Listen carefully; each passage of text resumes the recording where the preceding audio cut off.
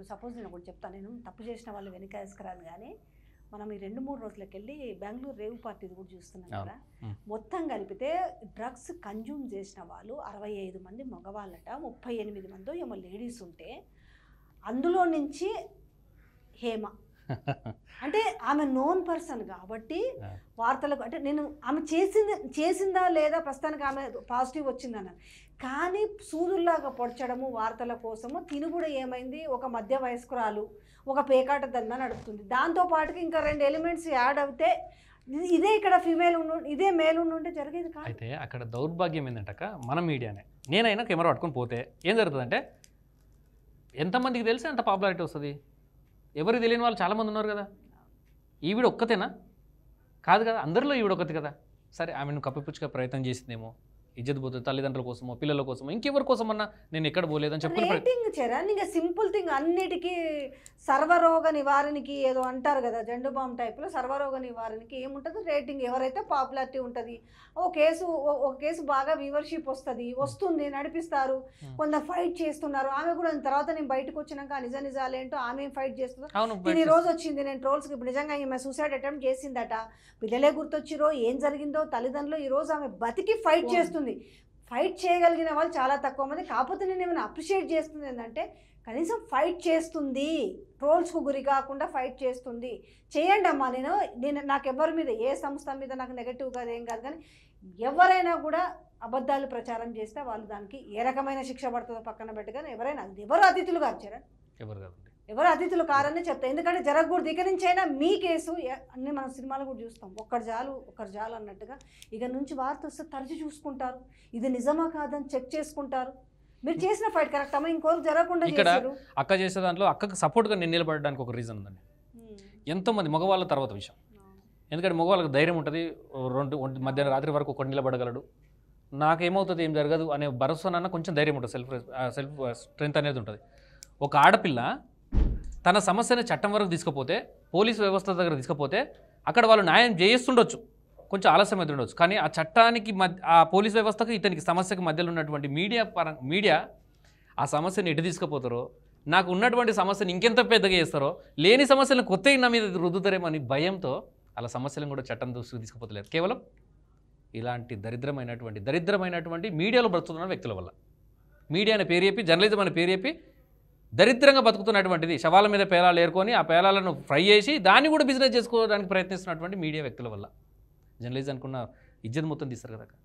Journalism అంటే ఏందక్క, ఒకరికి భరోసా, చట్టం న్యాయం చేయకపోయినా, పోలీసు వ్యవస్థ న్యాయం చేయకపోయినా, ఇంకా అధికారులు న్యాయం చేయకపోయినా, ఏంటంటే సరే మీ బాధలో, మీ ఆవేదనలో, మీ ఆక్రందనలో మీ కడుపు మండినప్పుడు ఎన్నైనా మాట్లాడుతున్నాను. నేను చెప్పేది ఏంటంటే నాకు అనిపించింది, ఒక వార్తని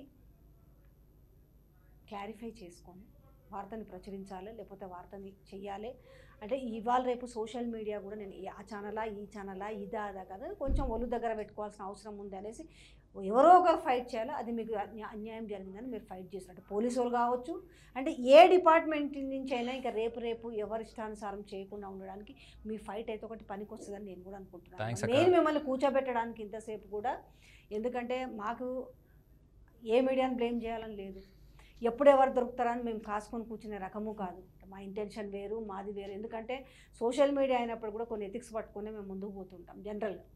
ఎందుకంటే నిజమే ఈరోజు డ్యామేజ్ని తీసుకురాలేము. ఇప్పుడు నిజంగా మీ ప్రాణం పోయి ఉంటే ఎవరు తీసుకొచ్చే వాళ్ళు కాదు. చెప్పండి మీరు, వాస్తవమే. ఒక ప్రాణాన్ని నిలబెట్టుడు ఎంత కష్టం చెప్పు. ఆ రోజు తర్వాత నా పిల్లలు ఇద్దరు నన్ను 5 నిమిషాలు కూడా వదిలిపెట్టట్లేదు. ఇంకా వద్దు మీరు, నేను అనేది ఒకటి మా రిక్వెస్ట్, నమ్మట్లేదు. మిర్రర్ టీవీకి ఒకటే రిక్వెస్ట్, మంచి చెప్తారు, జరిగిందే చెప్తారనే నమ్మకంతో మిమ్మల్ని నేను కాదన్న మిమ్మల్ని నేను అప్రోచ్ చేయడం జరిగింది.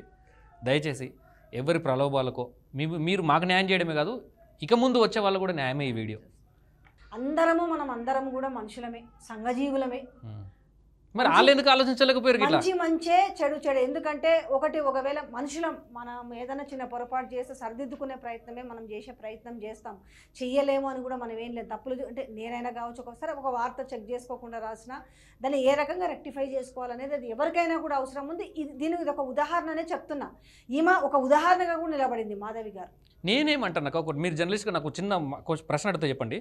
ఒక ఇన్సిడెంట్ జరిగింది, ఈ పెన్ను దొంగతనం జరిగింది, ఈ పెన్ను గురించి ఇప్పుడు అక్క నేను ఇప్పుడు దాన అయి ఉండొచ్చు, ఇప్పుడు ఇంత ముందుకు ఏదైనా బిజినెస్ చేసి ఉండొచ్చు, ఈమె వ్యక్తిగత జీవితంలో ఏమైనా చచ్చి ఉండొచ్చు, ఈ పెన్ను సంబంధించినటువంటి విషయాన్ని దీని గురించి మాట్లాడాలి కదా, వ్యక్తిగత జీవితంలోకి పోవడం తప్పే కదా.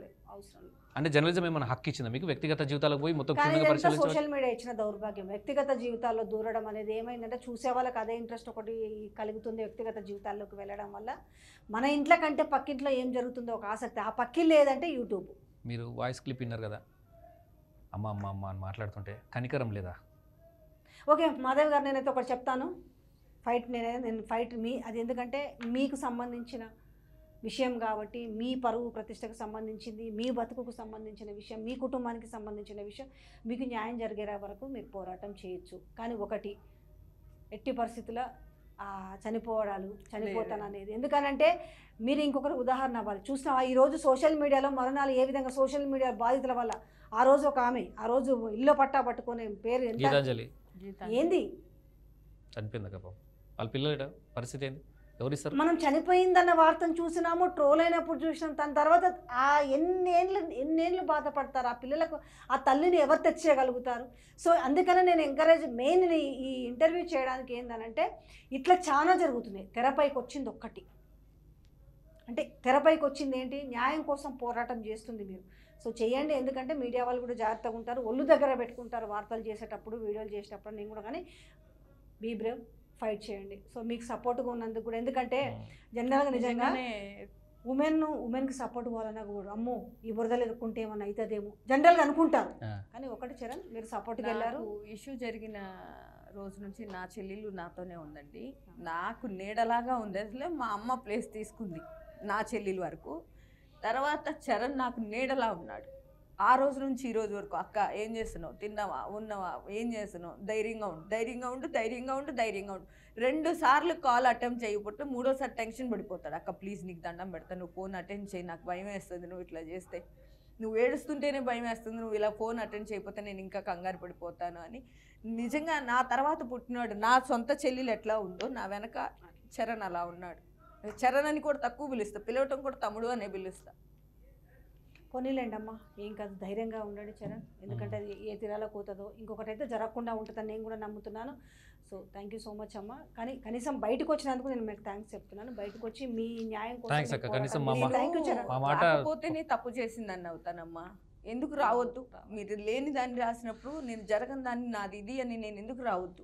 నా తప్పు లేనప్పుడు నేను ఫైట్ చేస్తా. సొసైటీ లాగా గేమింగ్ కేసు కాదక్క, యాప్స్ వల్ల, గేమింగ్ యాప్స్ వల్ల ప్రాణాలు పోతున్నాక, ఒక కానిస్టేబుల్ 2 పిల్లలను చంపేసి భార్య భర్తలు చచ్చిపోయాక దాని మీద కథనం చేయక, గేమింగ్ యాక్ట్ మీద కొట్లాడండి అక్క, ఆ కంపెనీ దగ్గర పోయి చేయండి అక్క, వాడు లేస్తే పంటే ఏ బాత్రూమ్ పోయినా కెమెరాలు పెట్టమనండి అక్క, మైకులు పెట్టమనండి, గేమింగ్ యాప్ ప్రమోట్ చేసేటోళ్ళని ఖండించండి అక్క. ఆమె అబాండం పడ్డటువంటి స్త్రీతోటి జీవితాలతో ఎందుకక్క. నమస్తే. Thank you so much.